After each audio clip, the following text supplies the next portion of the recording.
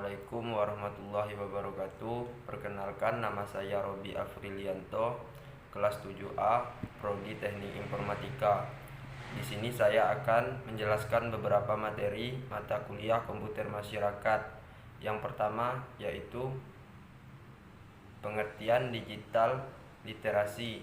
Yang kedua, peran digital literasi di berbagai bidang beserta manfaatnya dan kelemahannya. Yang ketiga, apa itu e-commerce, manfaat dan kelemahannya. Dan yang keempat, apa itu B2B atau business to business dan B2C atau business to consumer dan C2C consumer to consumer beserta contoh penerapan masing-masingnya. Yang pertama, digital literasi. Digital literasi adalah kemampuan untuk secara efektif dan kritis menavigasi, mengevaluasi, dan membuat informasi dengan menggunakan berbagai teknologi digital. Hal ini dibutuhkan untuk mengenali dan menggunakan kekuatan itu, untuk memanipulasi dan mengubah media digital, untuk mendistribusikan pervasively, dan mudah mengadaptasi mereka untuk menjadi bentuk-bentuk baru. Digital literasi tidak menggantikan bentuk-bentuk tradisional dari digital literasi. Itu dibangun berdasarkan fondasi bentuk tradisional dari digital. Secara umum, terdapat 3 bidang utama yang berperan di dalam digital literasi. Digital literasi pada dunia kerja dan wirausaha. Beberapa skill yang dibutuhkan dunia kerja dan usaha saat ini. Yang pertama, kemampuan dalam mengoperasikan komputer. Yang kedua, kemampuan teknis jaringan maupun programmer. Dan yang ketiga, kemampuan non-teknis namun juga memerlukan peranan komputer. Desain grafis, animasi, dokumentasi, marketing online, percetakan, dan lain sebagainya. Yang pertama, digital literasi pada pendidikan. Peranan pendidikan dalam digital literasi meliputi sekolah dan perguruan tinggi dalam menyediakan tenaga-tenaga terampil di bidang digital literasi. Yang kedua, untuk memaksimalkan peranan pendidikan terhadap digital literasi, maka kurikulum pendidikan harus mengikuti standar pendidikan serta ditunjang dengan pengajar profesional di bidangnya. Dan yang ketiga, upaya-upaya yang harus dilakukan untuk menunjang digital literasi dunia pendidikan, yaitu dengan mensosialisasikan pemanfaatan teknologi kepada masyarakat serta pemanfaatan teknologi di dalam kegiatan belajar mengajar baik di sekolah maupun perguruan tinggi. Yang kedua, digital literasi pada masyarakat atau masyarakat digital. Adanya komunitas di dunia digital yang disebabkan oleh adanya digital literasi dan masyarakat digital memberikan banyak manfaat di dalam kehidupan berbangsa dan bernegara. Antara lain, yang pertama, masyarakat digital akan mempermudah program pembangunan yang direncanakan oleh pemerintah seperti konsep e-government, smart city. Dan yang kedua, masyarakat digital turut berperan dalam mencetak individu yang juga memiliki kemampuan digital literasi. Hal ini disebabkan adanya pengaruh lingkungan tempat tinggal individu tersebut. Yang ketiga, selain di dalam kehidupan nyata, masyarakat digital di dunia maya atau internet juga memiliki peranan dalam perkembangan digital literasi di masyarakat, seperti terbentuk forum-forum online, milis, serta jaringan sosial yang turut mempengaruhi perkembangan digital literasi. Dan yang keempat, menjadikan masyarakat cerdas dan pintar sehingga dapat mengambil keputusan yang tepat dan bijak serta mampu memilah informasi yang benar dan tidak benar atau hoaks. Yang ketiga, digital literasi pada dunia kerja dan dunia wirausaha atau bisnis. Individu yang menguasai penggunaan teknologi informasi termasuk juga jika turut serta di dalam pengembangannya atau perangkat keras, perangkat lunak maupun keduanya, cenderung akan lebih mudah di dalam memperoleh pekerjaan dibandingkan dengan mereka yang tidak memiliki kemampuan tersebut. Ini dikarenakan dunia kerja baik pemerintahan maupun swasta sangat memerlukan sumber daya manusia yang handal dalam penguasaan teknologi informasi. Beberapa skill yang dibutuhkan dunia kerja dan usaha saat ini. Yang pertama, kemampuan dalam mengoperasikan komputer. Yang kedua, kemampuan teknis jaringan maupun programmer. Dan yang ketiga, kemampuan non-teknis namun juga memerlukan peranan komputer, desain grafis, animasi, dokumentasi, marketing online, percetakan, dan lain sebagainya. Dampak positif dari digital literasi: yang pertama, perkembangan teknologi yang sangat pesat.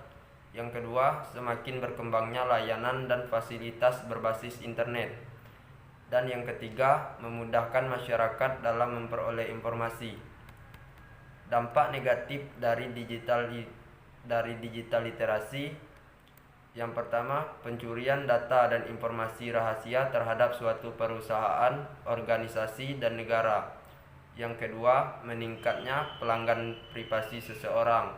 Yang ketiga, meningkatnya penipuan secara digital. Dan yang keempat, pornografi, kekerasan yang ditampilkan untuk konsumsi publik. Selanjutnya, e-commerce. E-commerce adalah website yang menyediakan atau transaksi yang dilakukan secara online berkaitan dengan jual beli yang memanfaatkan fasilitas internet. Jadi dalam website e-commerce menyediakan layanan get and deliver. Dengan keberadaan e-commerce ini akan merubah semua kegiatan marketing dan juga sekaligus memangkas biaya operasional untuk kegiatan perdagangan. Adapun pengertian secara sempit dari e-commerce yang menjelaskan bahwa e-commerce merupakan subperangkat dari e-business. E-business sendiri sebenarnya adalah area bisnis yang terjadi ketika perusahaan atau individu berkomunikasi dengan klien melalui email, namun pemasaran atau penjualan dilakukan di internet. Dengan begitu dapat memberikan keuntungan berupa keamanan, fleksibilitas, dan juga efisiensi. Manfaat e-commerce: banyak manfaat dari penjualan secara online melalui media internet, yaitu adanya e-commerce. Suatu organisasi atau perusahaan dapat menjalankan bisnisnya untuk menjangkau seluruh Indonesia, bahkan sampai ke luar negeri. Adapun beberapa manfaat e-commerce antara lain yaitu yang pertama, kemampuan grafis internet, mampu memperlihatkan produk apa adanya atau natural, serta dapat membuat brosur berwarna dan menyebarkan tanpa ongkos kirim. Yang kedua, lebih aman membuka toko online dibanding membuka toko biasa. Yang ketiga, berjalan di dunia maya internet, tidak mengenal hari libur dan hari besar. Semua transaksi bisa dilakukan kapan saja dan di mana saja. Yang keempat, tanpa batas-batas wilayah dan waktu, sehingga memberikan jangkauan pemasaran yang luas dan tak terbatas oleh waktu. Yang kelima, revenue stream atau arus pendapatan yang baru yang mungkin sulit atau dan tidak dapat diperoleh melalui cara konvensional. Yang keenam, meningkatkan market exposure atau pangsa pasar, di mana penggunaan e-commerce memungkinkan untuk meningkatkan pangsa pasar yang semula mempunyai pangsa pasar di dalam negeri saja. Dengan adanya e-commerce, maka pangsa pasar menjangkau luar negeri. Yang ketujuh, menurunkan biaya operasi atau operating cost.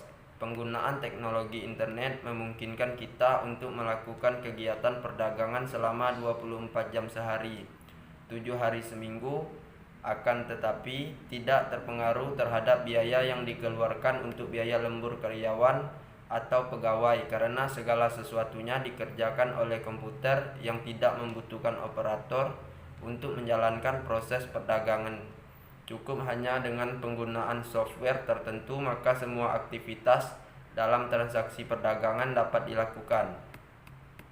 Jenis-jenis e-commerce: yang pertama, business to business atau B2B merupakan sistem komunikasi bisnis antar pelaku bisnis atau transaksi secara elektronik antar perusahaan yang dilakukan secara rutin dan dalam kapasitas produk yang besar.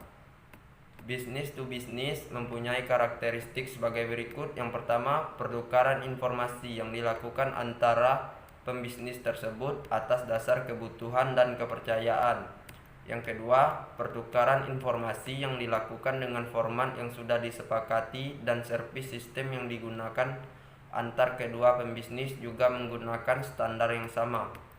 Yang ketiga, salah satu pelaku bisnis tidak harus menunggu rekan bisnisnya untuk mengirimkan datanya. Yang keempat, sarana yang digunakan EDI atau Electronic Data Interchange sebagai pertukaran data antara komputer antar berbagai organisasi. Yang kelima, model yang umum digunakan adalah peer-to-peer. Dengan model ini, antar pelaku bisnis lebih mudah untuk mendistribusikan informasi yang dimilikinya. Selanjutnya, business to consumer atau B2C merupakan sistem komunikasi bisnis antar pelaku bisnis dengan konsumen untuk memenuhi kebutuhan tertentu pada saat tertentu. B2C mempunyai karakteristik sebagai berikut. Yang pertama, informasi disebarkan secara umum. Yang kedua, pelayanan yang diberikan bersifat umum sehingga banyak digunakan oleh banyak orang. Yang ketiga, pelayanan yang diberikan berdasarkan permintaan. Konsumen melakukan permintaan, maka pelaku usaha harus cepat dan siap merespon permintaan konsumen tersebut. Yang keempat, pendekatan yang dilakukan adalah client server, di mana konsumen berada pada sisi klien dengan menggunakan web browser untuk mengaksesnya, dan pelaku usaha berada pada sisi server. Yang ketiga, consumer to consumer atau C2C merupakan sistem komunikasi dan transaksi bisnis antar konsumen untuk memenuhi kebutuhan tertentu pada saat tertentu. C2C mempunyai karakteristik. Yang pertama, pada lingkup konsumen, konsumen bersifat khusus karena transaksi yang dilakukan hanya antar konsumen saja, seperti lelang barang. Yang kedua, internet dijadikan sebagai sarana tukar-menukar informasi tentang produk, harga, kualitas, dan pelayanannya. Yang ketiga, konsumen juga membentuk komunitas pengguna atau penggemar suatu produk, sehingga jika ada ketidakpuasan suatu produk maka akan segera tersebar luas melalui komunitas tersebut. Baiklah, mungkin hanya itulah yang dapat saya jelaskan dari beberapa materi tadi. Saya akhiri. Wassalamualaikum warahmatullahi wabarakatuh.